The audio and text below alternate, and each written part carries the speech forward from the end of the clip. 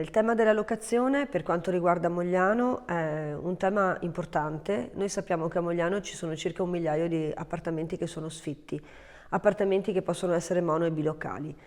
Facendo un ragionamento che riguarda soprattutto la logistica di Mogliano, Mogliano Veneto è posto praticamente in posizione equidistante da 2 centri importanti che sono anche centri universitari, Venezia e Treviso, e considerando appunto quello che può essere un problema logistico facilmente risolvibile perché Mogliano è collegata in maniera splendida con entrambi i centri, e considerando il fatto che appunto questi mono e bilocali potrebbero essere, se messi in affitto dai proprietari, utilizzati proprio da studenti universitari fuori sede, che quindi potrebbero magari utilizzare anche un costo dell'affitto a spese più basse rispetto a quello che può essere nel centro universitario.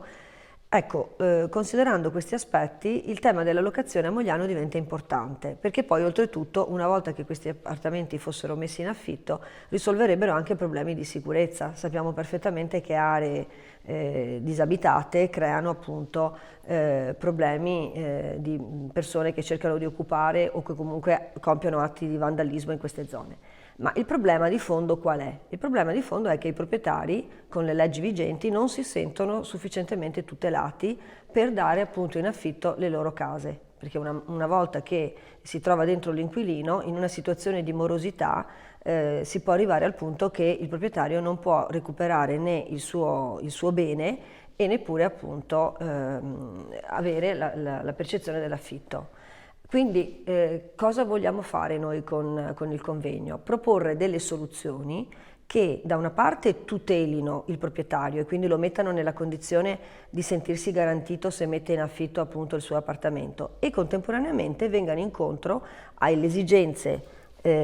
appunto di chi ha bisogno di avere la casa, che a Mogliano potrebbe anche tradursi, come dicevo prima, in un utilizzo da parte di studenti universitari fuori sede, oppure anche per il cosiddetto turismo di prossimità, oppure anche per esigenze che riguardano, che so, anche famiglie che sono disagiate e che hanno bisogno di avere una casa, o comunque che potrebbero avere la casa, possono dare delle garanzie, ma c'è un timore appunto che